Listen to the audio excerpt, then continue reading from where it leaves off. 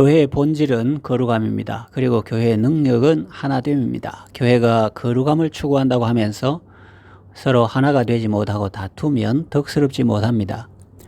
그런가 하면 성도들이 서로 단합해서 똘똘 뭉쳐 있다고 해도 거룩함을 상실했다면 더 이상 교회라고 할 수 없습니다. 히브리서 12장 14절에 보면 모든 사람과 더불어 화평함과 거룩함을 따르라. 이것이 없이는 아무도 주를 보지 못하리라 말씀이 있습니다. 그러므로 우리는 거룩함과 함께 화평함을 추구해야 합니다. 지금 우리나라의 상황을 보면 다양한 사람들이 다양한 목소리를 내고 있습니다. 다양한 것 자체는 나쁜 것이 아닙니다. 그것은 사회가 건강하게 발전하기 위해서 오히려 필요한 것일 수 있습니다. 전체주의 국가에서처럼 위에서 사람들을 통제해서 획일화하는 것은 좋지 않습니다. 각자 자유롭게 자기 생각을 말하고 의사를 표시할 수 있는 사회가 좋죠. 그러나 그것도 과하면 좋지 않습니다. 자기 생각만 일방적으로 옳다고 하고 상대방을 무시하거나 업신여기는 태도는 잘못된 것입니다. 자기 주장만 일방적으로 관철하려 하고 거기에 반대하는 사람은 억압해서 이 땅에 발도 붙이지 못하게 하려는 행동은 잘못된 것입니다. 그러나 우리 사회에는 양극화 현상이 있어서 우리를 안타깝게 하고 있습니다. 정치를 보나 경제를 보나 사회를 보나 문화를 보나 극과 극이 서로 대립하고 있습니다. 서로 마음을 모아서 미래를 향하여 나아가도 모자랄 판에 서로 대립하고 공격하는 데 에너지를 낭비하고 또 그 혼란을 수습하는 데도 비용이 많이 드니 얼마나 손해가 큽니까? 국가가 발전하고 앞으로 나아가야 하는데 이렇게 되면 더 이상 나아가지 못하고 정체되고 후퇴할 수밖에 없을 것입니다. 가정도 그렇습니다. 부부가 서로 사랑하고 자녀를 사랑하고 자녀는 부모를 공경하면 그 가정은 행복하고 소망이 있습니다. 그러나 부부가 늘 다투고 부모가 자녀를 사랑하지 못하고 자녀가 부모를 공경하지 않으면 그 가정은 어떻게 될까요? 전혀 행복하지 않을 것입니다. 파괴되고 무너질 것입니다. 교회도 그렇습니다. 목회자가 하나님의 사랑으로 성도들을 사랑하고 성도들은 목회자를 주 안에서 존중하며 또 서로를 사랑할 때 교회는 건강하게 세워지고 하나님은 영광 받으실 것입니다. 새 겹줄은 쉽게 끊어지지 않는다는 말씀처럼 하나님과 연결되고 그리스도 안에서 다른 성도들과 연결된 성도는 교회 공동체에서 쉽게 끊어지지 않을 것입니다. 그러나 교회 성도들이 서로 하나가 되지 못하고 시기하고 다툰다면 더 이상 세상에 빛이 되지 못할 것입니다. 세상을 향한 교회의 메시지는 힘을 잃을 것입니다. 이 시대 교회를 향한 하나님의 바람은 무엇일까요? 그것은 교회가 진리 안에서 하나가 되는 것입니다. 성도들이 그리스도와 연합하는 것입니다. 성도들이 예수님 안에서 같은 마음을 품는 것입니다. 성도가 서로 하나가 되지 못한다면 교회가 세상에 대해서 무슨 말을 할 수 있겠으며 설령 무슨 말을 한다고 한들 그 말이 얼마나 힘이 있겠습니까? 너희들이나 먼저 하나가 되어라. 너희들이나 먼저 서로 사랑해라. 그러지 않겠습니까? 다양한 사람들이 하나가 되는 것은 쉬운 일이 아닙니다. 거의 불가능에 가깝습니다. 이스라엘과 팔레스타인을 보십시오. 러시아와 우크라이나를 보십시오. 우리나라 여당과 야당을 보십시오. 세상에서는 가치관이 다른 사람이 서로 하나가 되는 것은 거의 불가능합니다.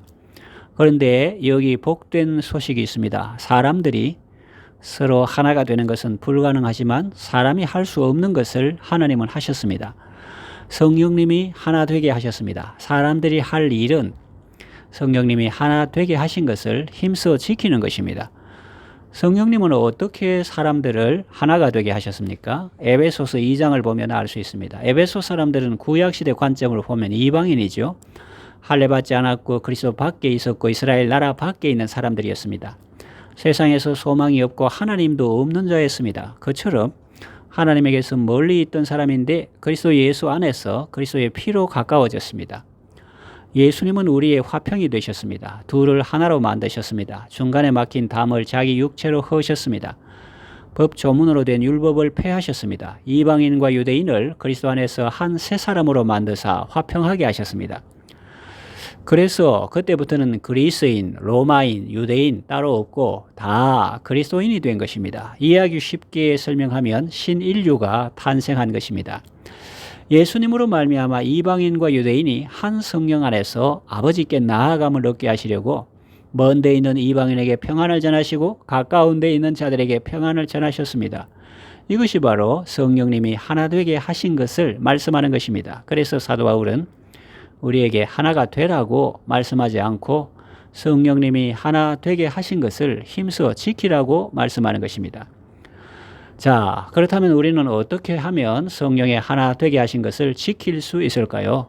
본문은 5가지를 말합니다. 차례대로 살펴보겠습니다. 첫째는 겸손입니다. 이 책이 기록될 당시 겸손은 미덕이 아니고 악덕이었습니다. 겸손은 종이나 노예가 취하는 태도였습니다. 그 당시의 미덕은 무엇이냐? 자기를 증명하는 것입니다. 자기가 자격이 있는 사람임을 당당히 선포하는 것입니다. 나는 로마 시민이고 그것을 당연히 누릴 권리가 있는 사람이다. 이렇게 자기를 드러내는 것입니다. 당당히 자기를 내세우는 것입니다.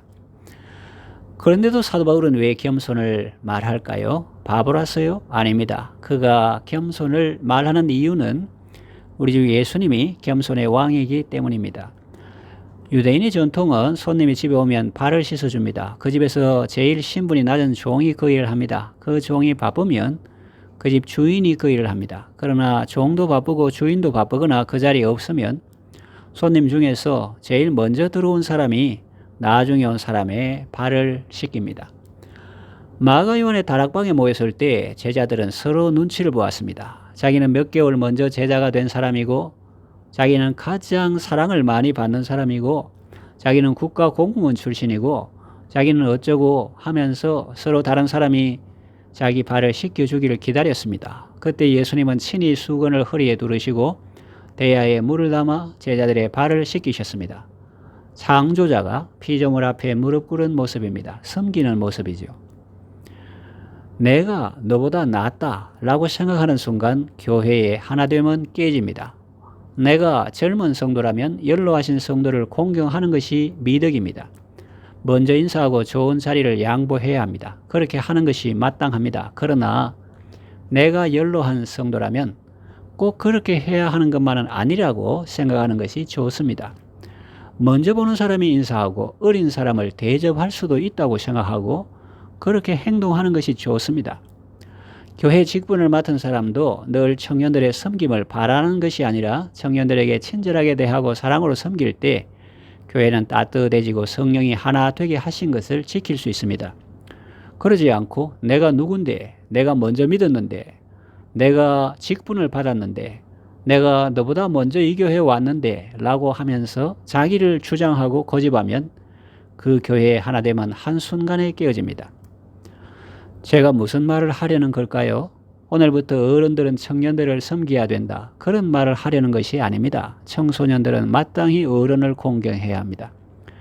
그러나 남이 할 일을 내가 강요해서는 안 됩니다. 각 사람은 자기가 마땅히 해야 할 일을 하되 상대방이 할 일은 그 사람의 의무나 자기의 권리처럼 생각하지 말고 겸손히 주님을 섬기는 마음으로 서로 섬겨야 한다고 말하는 것입니다. 성령이 하나 되게 하신 것을 지키려면 자기보다 남을 낮게 여기고 겸손히 섬기는 삶을 살아야 합니다. 둘째는 온유입니다. 온유는 그냥 좋은 게 좋다 하고 넘어가는 것을 말하지 않습니다. 무골 호인처럼 행동하는 것을 의미하지 않습니다. 여기서 온유는 야생 동물이 길들여진 것을 말합니다. 야생의 맹수 사자는 먹이를 사냥할 때 사냥감이 자기보다 덩치가 큰 동물이라도 그 동물의 목에 매달려 그 강한 송곳 같은 이빨로 그 짐승의 숨통을 끊습니다. 그런데 놀라운 것은 자기 새끼를 옮길 때 그 동일한 이빨을 사용한다는 것입니다. 온유는 힘이 없는 것을 의미하지 않습니다. 힘이 있지만 그 힘을 절제하는 것입니다. 힘을 써야 할 때 쓰고 안 써야 할 때 안 쓰는 것입니다. 아무 때나 자기 지위를 내세우고 아무 데서나 자기 경력을 내세우고 아무 사람에게나 자기 힘을 쓰려고 하는 사람은 교회의 하나됨을 깨뜨리는 사람입니다. 셋째는 오래 참음입니다. 이것은 억지로 꾹 참고 있는 것을 의미하지 않습니다. 확고부동한 것을 의미합니다. 확고부동하지 않고 흔들리면 공동체가 와해됩니다. 카타콤의 비밀 통로를 로마 관원에게 알려준 사람은 자신의 연약함 때문에 공동체를 무너지게 했습니다.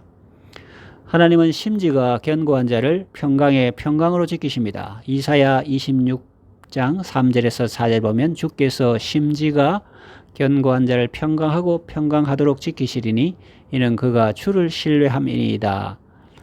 너희는 여호와를 영원히 신뢰하라. 주 여호와는 영원한 반석이시미로다 했습니다. 또 히브리서 3장 14절에 우리가 시작할 때 확실한 것을 끝까지 견고히 잡고 있으면 그리스도와 함께 참여한 자가 되리라 라고 말씀합니다. 그리고 이 오래 참음은 또 상대방의 때를 기다려주는 것입니다. 상대방을 억지로 나의 때에 맞추려는 것이 아니라 그에게 하나님의 때가 있는데 그때까지 참고 기다리며 한결같은 사랑으로 함께하는 것입니다. 넷째는 사랑입니다. 구약 성경은 히브리어로 기록되어 있습니다. 그것을 헬라어로 번역했는데 번역할 때 70명이 참여했다고 해서 70인역본이라고 합니다. 번역할 때 애로사항이 있었습니다. 구약 성경에 나오는 하나님 사랑을 헬라어로 어떻게 번역할까 하는 문제였습니다. 당시 헬라어로 사랑이라는 표현을 할 때 일반적으로 쓰이던 말은 필로스였습니다. 우리는 이 단어를 동료 간의 사랑을 표현하는 단어로 알고 있습니다. 그러나 당시 이 단어가 사용된 용례를 조사해 보면 동료 간에만 국한되어 사용된 것이 아니라 보편적으로 널리 쓰였다는 것을 알 수 있습니다. 필로소피, 지혜를 사랑한다, 철학이라는 의미고 필라델피아, 필로스 플러스 아델피아, 형제 사랑이라는 의미죠. 그런데 하나님의 사랑을 그렇게 번역하기에는 아쉬움이 있었습니다. 하나님의 사랑은 세상에서 일반적으로 말하는 그런 사랑과 다른 점이 있었기 때문입니다. 그 외에 또 사랑을 나타내는 말로 에로스라는 단어가 있었습니다. 흔히 남녀 간의 사랑으로 알고 있습니다. 그러나 이 말도 알아보면 특정한 대상을 사랑하는 것을 의미합니다. 대상이 특정된 사랑이죠. 그런데 하나님의 사랑은 특정한 대상만 사랑하는 그런 사랑이 아닙니다. 원수까지 사랑하는 사랑입니다. 그래서 또 다른 단어가 있나 찾아보았습니다. 스톨게라는 단어가 있었습니다. 이것은 아버지가 자녀를 사랑하거나 교사가 학생을 사랑하듯이 권위자가 속한 사람을 사랑하는 사랑입니다. 그런데 하나님의 사랑을 표현하기에는 부족했습니다. 하나님은 자녀 아닌 사람도 사랑하시기 때문입니다. 이스라엘 백성이 아닌 타국인도 사랑하시기 때문입니다. 그래서 번역자들이 고심 끝에 만들어낸 말이 바로 아가페입니다. 그러니까 이 말은 앞에 말한 세 가지를 초월하는 사랑입니다. 세상에서 일반적으로 말하는 사랑과 다르고 특정한 대상만 사랑하는 것도 아니며 자기 자녀만 사랑하는 것도 아닙니다. 이방인도 사랑하고 원수도 사랑하는 사랑입니다. 조건 없는 사랑이죠. 하나님의 사랑은 아가페의 사랑입니다. 이 사랑은 독생자 예수님의 십자가를 통해서 우리에게 나타내 보여주신 바로 그 사랑입니다. 본문은 성령의 하나 되게 하신 것을 힘써 지키려면 이 하나님의 사랑 안에서 서로 용납하라고 말씀하십니다. 다섯째는 평안입니다. 사도 바울은 성령의 하나 되게 하신 것을 힘써 지키는 것을 옷 입는 것에 비유하고 있습니다. 그리고 평안은 옷을 입을 때 맨 마지막 순서처럼 기록하고 있습니다. 옷을 다 입고 난 후에 띠를 묶는 것처럼 표현하고 있습니다. 사람이 불안하고 두려우면 하나 되기 어렵습니다. 마음이 평안할 때 담대함이 생기고 원수가 와서 흔들어도 흔들리지 않게 되는 것입니다. 그러면 이 평안은 어디에서 올까요? 예수님께서 주십니다. 평안을 너희에게 주노니 곧 나의 평안을 너희에게 주노라 라고 말씀하셨죠. 그리고 이 평안은 우리가 기도할 때 하나님으로부터 주어집니다. 빌립보서 4장 6절에서 7절 말씀 보면 아무것도 염려하지 말고 다만 모든 일에 기도와 간구로 너희 구할 것을 감사함으로 하나님께 아뢰라. 그리하면 모든 지각에 뛰어난 하나님의 평강이 그리스도 예수 안에서 너희 마음과 생각을 지키시리라 라고 말씀하죠. 하나님의 평강은 우리의 이성을 초월합니다. 우리의 지각을 뛰어넘는 엄청난 평강입니다. 그 평강이 그리스도 예수 안에서 우리의 마음과 생각을 지켜주시기 때문에 우리는 조급하지 않고 당황하지 않고 감사와 기쁨으로 나아갈 수 있는 것입니다. 평안은 나 자신을 온전하게 메워줄 뿐만 아니라 공동체 전체를 하나로 묶어주는 역할을 합니다. 우리는 사랑의 띠로 하나가 되었고 또 평안에 매는 줄로 하나가 된 것입니다. 그리스도의 평강이 우리 마음을 주장할 때 우리는 성령의 하나 되게 하신 것을 지킬 수 있습니다. 이제 말씀을 정리하며 맺으려고 합니다. 교회의 본질은 거룩함이요 교회의 능력은 하나됨에 있습니다. 우리에게는 하나되게 할 수 있는 능력이 없습니다. 그런데 감사하게도 성령님이 이미 하나가 되게 하셨습니다. 우리는 성령님이 하나 되게 하신 것을 힘써 지키면 됩니다. 겸손과 온유와 오래 참음과 사랑과 평안으로 성령님이 하나 되게 하신 것을 지킬 수 있습니다. 여러분 모두 부르심을 받은 일에 합당하게 행하여 영광스럽고 복된 구원을 잘 이루어 가시기를 바랍니다.